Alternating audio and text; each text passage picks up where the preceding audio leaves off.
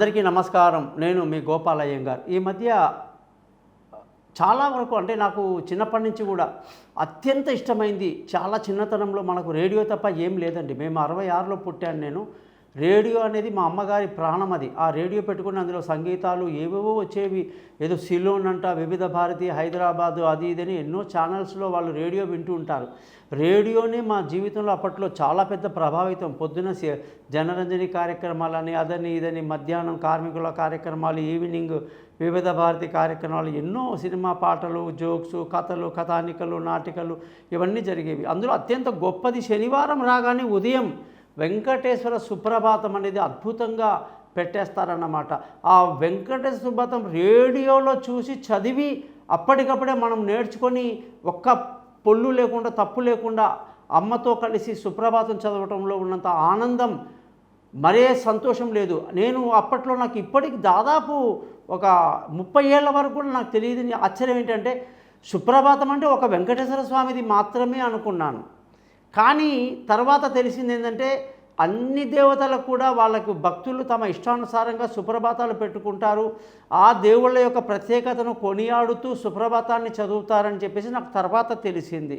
సరే, దాని గురించి నాకు అభ్యంతరం లేదు. అయితే ఒక అబ్బాయి అడిగాడు, సార్ అమెరికాలో నేను ఉంటానండి, మీకేమో మా ఉదయానికి 12 గంటల తేడా ఉంది, మీ దేవుడు లేచిన తర్వాత 12 గంటలకి మా దేవుడు లేస్తాడా, అప్పుడు కానీ మేము సుప్రభాతం చదివినప్పుడు మరి మీకు ఆల్రెడీ చదివేశారు కదా అని ఏదో కన్ఫ్యూజన్స్, ఎంతమంది ఎన్నిసార్లు దేవుడు లేస్తాడు అని. ఇంకో మతస్థుడైతే ఈ మధ్య దేవుని పడుకోబెట్టేది మీరే, లేపేది మీరే అని చాలా, అంటే ఎంత అంటే ఇప్పుడు ఎట్లా ఉంటుందంటే ఒక ఎల్కేజీ స్టూడెంట్ పీజీ స్టూడెంట్తో కానీ ఒక మంచి పిహెచ్డి చేసిన స్టూడెంట్తో ఒక ఎల్కేజీ స్టూడెంట్ వాదించినట్టుగా ఉంటుంది. అసహ్యంగా ఉంటుంది చూడటానికి కూడా. అంటే వాడికి పాపం ఏం తెలియదు, ఒక అమాయకుడు, అనామకుడు, దౌర్భాగ్యుడు. వాడి దౌర్బల్యాన్ని వాడు చాలా గొప్పగా వాడు ఈరోజు ఛానల్లో చూపించుకుంటున్నాడు. నాకు నిజంగా భగవంతుడు మనలో ఉన్నాడు కాబట్టి నేను హిందువులందరికీ చెప్పేది ఒకటే, పరమత సహనాన్ని కలిగి ఉండడం అనేది ఒక మంచి అలవాటు. రెండోది, ద్వేషించడము, దూషించడము మన పద్ధతి కాదు.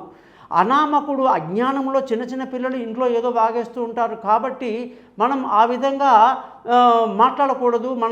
మనం సరిచేయడం అనేది మన డ్యూటీ. చేస్తే మంచిది వింటారు, లేకపోతే పెద్దవాళ్ళు కాబట్టి వాళ్ళ ఇష్టం. సుప్రభాతం అంటే సుప్రభాతం. ప్రభాతం అంటే సూర్యుడు ఉదయించేదాన్ని ప్రభాతం అంటారు.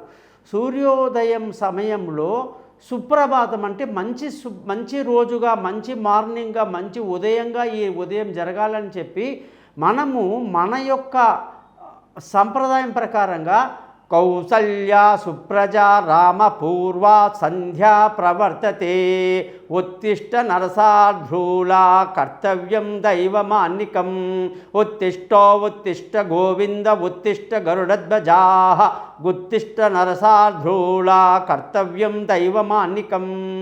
అద్భుతమైనటువంటి పదాలు, ఎంతో రమణీయమైన రాగాయుక్తంతో ఉదయభానుడు లేస్తున్నప్పుడు వెంకటేశ్వర స్వామికి కానీ వాళ్ళకు నచ్చిన దేవతల యొక్క దేవుళ్ళ యొక్క సుప్రభాతం కానీ చదవడం జరుగుతుంది. ఫస్ట్ ఒక మాట క్లియర్గా చెప్పేస్తున్నాను నేను మీకు. భగవంతుడు అనేవాడు సర్వాంతర్యామి. అలాగే భగవంతుడు నీ లోపల కూడా ఉన్నాడు. నువ్వు భగవంతుడి లోపల నువ్వు ఉన్నావు. నువ్వు భగవంతుడికి వేరుగా లేవు. నీ శరీరంలో కొన్ని కోట్ల కణాలు నీ మీద ఆధారపడి బతుకుతున్నాయి. ఆ కోట్ల కణాలు అన్నీ కలిస్తేనే నువ్వు. కణాలు వేరు, నువ్వు వేరు కాదు.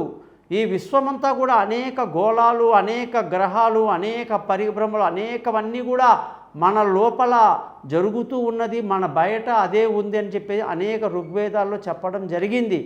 ఇప్పుడు నేను చెప్పేది ఒకటంటే ఏంటంటే, మన లోపల పరమాత్ముడు అంటే ఒక అణువంత శక్తి ఏదైతే మన యొక్క హృదయంలో నివసిస్తుందో అదే మన దేవుడు, అదే భగవంతుడు.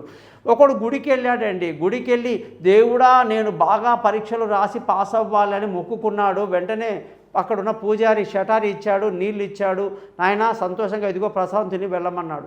అది హిందూ సాంప్రదాయం. ఈయన ఎవరిని మొక్కినట్టు ఈ పిల్లవాడు? వాడే మొదటి నుంచి చదువుకున్నాడు, ఇప్పుడు మెయిన్ ఎగ్జామ్కి వెళ్తున్నాడు. ఎగ్జామ్కి వెళ్తున్నప్పుడు తన ముఖాన్ని తన అద్దంలో చూసుకొని మాట్లాడితే మనకు ఎలా ఉంటుందండి? మేము చిన్నప్పుడు డీటెయిలింగ్ చేసేవాళ్ళం, ఏదైనా మాకు నేర్పించేవాళ్ళు, ఏదైనా ఆట పాట డ్రామా డైలాగు మేము అద్దాన్ని ముందు పెట్టుకొని ఆహాభావాలతో మేము ప్రాక్టీస్ చేసేవాళ్ళం. అలాగా దేవుడు అంటే మనలో ఉన్నటువంటి ఆ యొక్క గొప్ప శక్తి ఏదైతే ఉందో ఆ శక్తిని మనం నమ్ముతూ నేను ఆ యొక్క పరమాత్మని నమ్మేది ఒకటే. ఈ ఎగ్జామ్ నేను బాగా రాయాలని ఎప్పుడైతే నేను గట్టిగా అనుకుని నీ ఆశీర్వాదం కావాలని నా అంతరాత్మని నా బయట ఉన్న దేవుణ్ణి నేను అనుకుంటున్నానో ఖచ్చితంగా ఎగ్జామ్ బ్రహ్మాండంగా రాసి వస్తాను. అది ఈ యొక్క సృష్టి యొక్క శక్తి. ఈ శక్తి ఏంటంటే నువ్వు ఏది కోరుకుంటే అది అవుతుంది. అందుకే వందల రకాల మనుషులు ఉంటారు. కొందరు స్పోర్ట్స్లో చాలా పైకి వస్తే, కొందరు సినిమా ఫీల్డ్లో పైకి వస్తారు, కొందరు సంగీతంలో బాగా పైకి వస్తే, కొందరు సైంటిస్టులుగా పైకి వస్తారు. ఇలాగా వేల రంగాలు ఉన్నాయండి. ఆ వేల రంగాల్లో ఎంతో నైపుణ్యం కలిగిన వాళ్ళు ఎందుకున్నారంటే వాళ్ళు ఆ రంగంలో కృషి చేసినప్పుడు వాళ్ళ శక్తి వాళ్లకు తోడవ్వడం వల్ల, వాళ్ళ భగవంతుడు వాళ్లకు సహాయం చేయటం వల్ల వాళ్ళు అంత ఉన్నత స్థితిలోకి ఉన్నారు. దేవుడు అంటే వేరు, నేను వేరు అనుకోవడం చాలా పెద్ద పొరపాటు.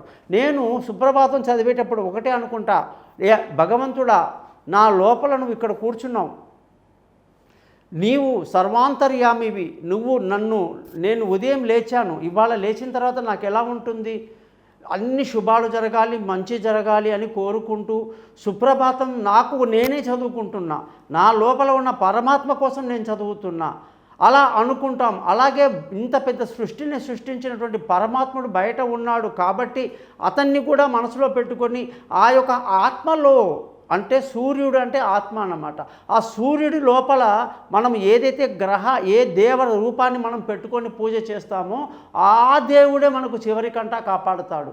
అందుకే ఎంతోమంది కృష్ణుడిని తమ యొక్క ఆత్మలో పెట్టుకొని కృష్ణ కృష్ణ అంటే చివరికి కృష్ణుడే కనిపించాడు, రామ రామ అంటే రాముడు కనిపిస్తాడు. అలాగే నువ్వు ఏ మతానికి ఏ మనిషి అయినా సరే ఈ భూమి మీద తనకు మతానికి దేవుడిని తన హృదయంలో పెట్టుకుని ఆ దేవుడిని ప్రతిసారి తలుచుకుంటూ ఆఖరి రోజుల్లో ఆ దేవుడే వచ్చి కాపాడుతాడన్నమాట.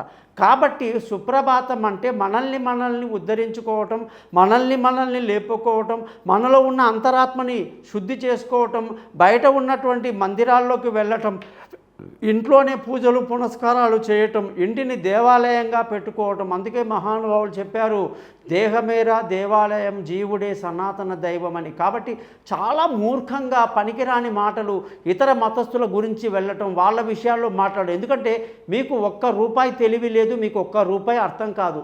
కాబట్టి మీరందరూ ఇలాంటి విషయాల్లో మాట్లాడకుండా ఉంటే ఈ సమాజంలో మీరు కూడా మాతో పాటు బతకయ్యే అవకాశాలు ఉంటాయి. లేకుంటే అత్యంత ప్రమాదమైన పరిస్థితులు ఎదుర్కోవాల్సి వస్తుందని చెప్పేసి తెలియజేస్తూ సెలవు తీసుకుంటున్నాను. నమస్కారం.